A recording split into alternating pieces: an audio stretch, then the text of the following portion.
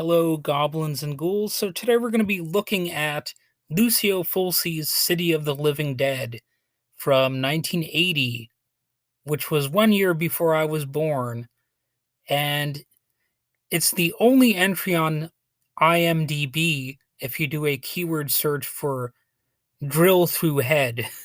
So that's a little bit of a fun piece of trivia for you. And it was seemingly shot with color schemes designed to reflect the moody, foggy settings of rural Europe. And it's definitely got sort of a rural feel to it, I would say. And you've got some nice graveyard scenes here and there, which a lot of classic horror films have. And that's to remind you that you're supposed to be in an environment where there are living dead around. The more you have cemeteries, the more zombie like it's going to seem. And really, this movie is at its core somewhat of a zombie movie. It's one of those weird things where they're almost like spirits or something, but they're also technically the living dead as well. These aren't the George A. Romero zombies, in case you were wondering, but they're kind of similar at the same time. It's a strange dynamic. S Some of these movies, they've got their own format of zombie, and this one is it's like they're demonic possession zombies, or however you want to put them, something like that. The film was well received by some critics, mocked by others, sometimes viciously, though even some who mock the film usually praise the performances and the atmosphere, but may have been widely regarded the movie may have been widely regarded as one of Fulci's most controversial films due to a scene where an actress literally pukes out some animal innards.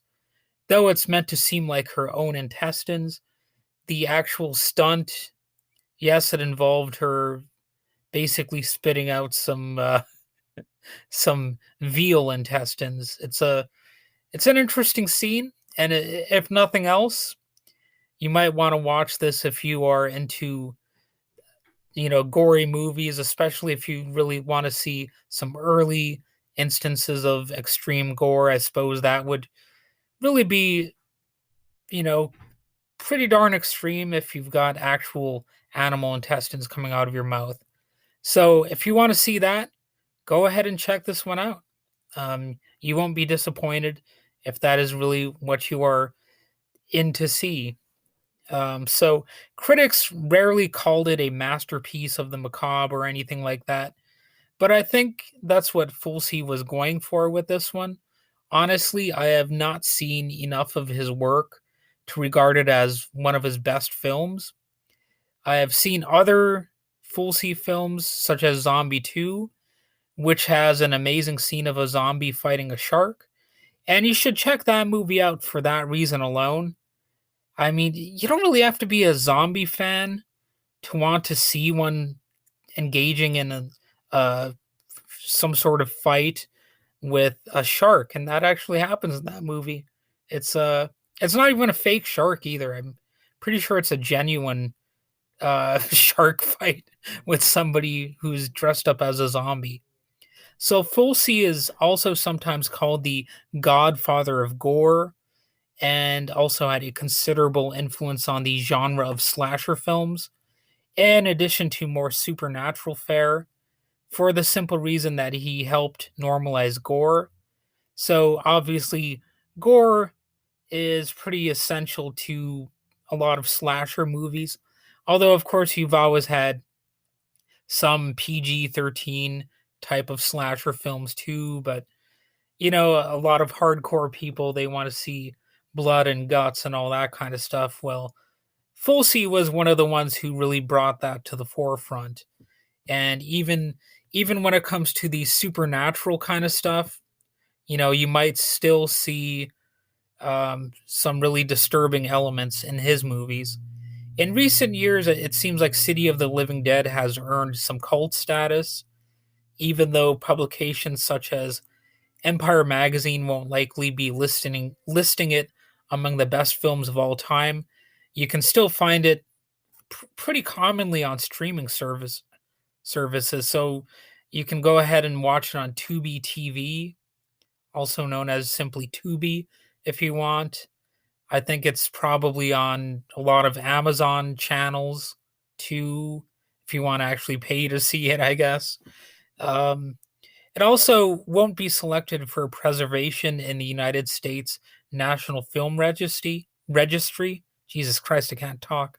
Um, the Library of Congress probably won't say this is culturally, historically, or aesthetically significant. But a lot of horror fans would disagree and they would say it is all of those things because, again, this is one of those movies that really paved the way for a lot of what was to happen in horror for years to come. So, as far as the plot of this particular movie, you had a character or have a character named Father Thomas. He's a priest played by Fabrizio Giovine, I believe it's pronounced. Anyway, he hangs himself in a cemetery, and for some inexplicable reason, this one suicide opens a portal to hell. So apparently, there was no voice from heaven advising this priest not to stretch his neck out or urging him to repent for his sins or anything like that.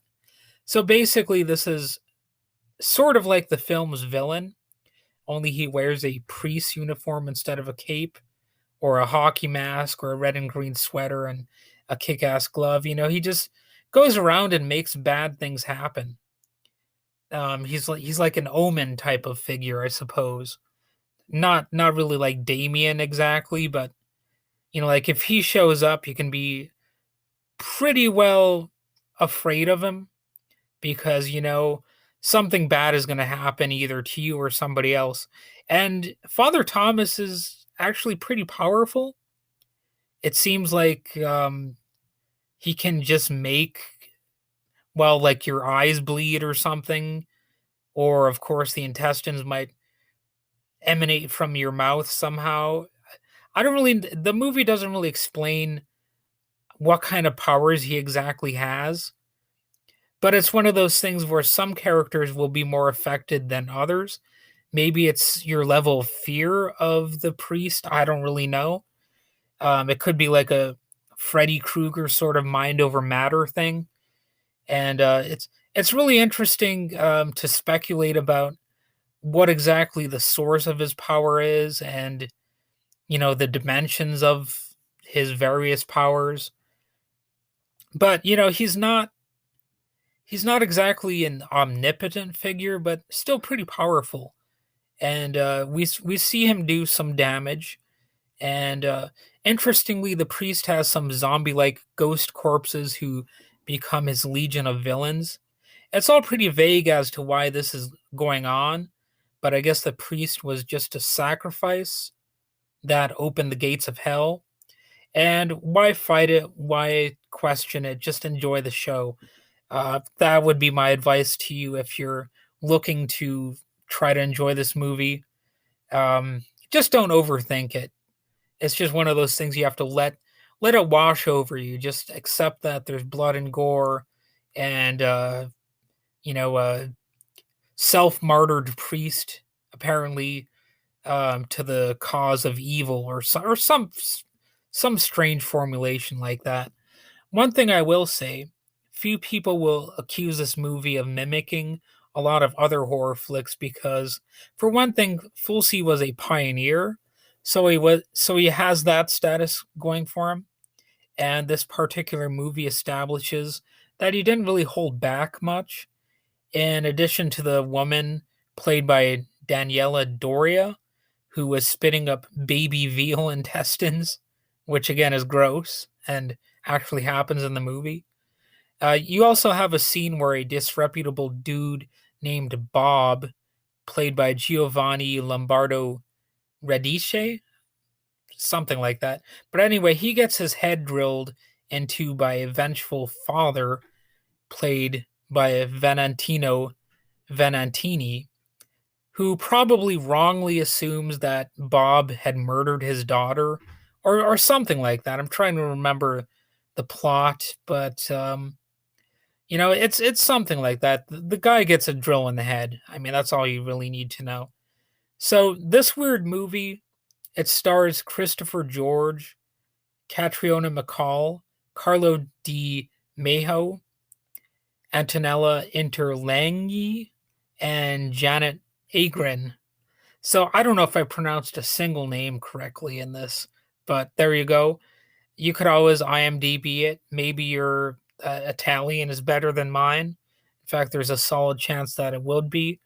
Um, but really, this is one of those movies that I think you could rewatch several times in a year, and it probably wouldn't get that old for you, unless hey, maybe you just don't like this kind of movie.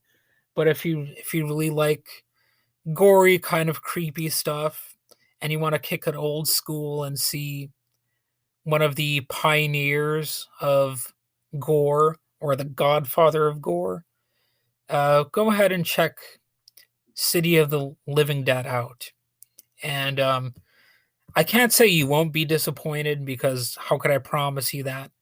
But it's a it's a thing to see at least once in your life if you really want to understand, how we got things like The Walking Dead and all that kind of stuff. Because this movie really has some of the violence that um, The Walking Dead would later have, of course, and other zombie movies as well. So, yeah, all right. Of course, George A. Romero had some pretty extreme violence in Dawn of the Dead as well. So it's not exactly like this was the first movie to depict that kind of stuff, but it was definitely extreme in its own way. So, all right, this time I am going to call it quits on this episode because I think I've said enough. So, you have a good day.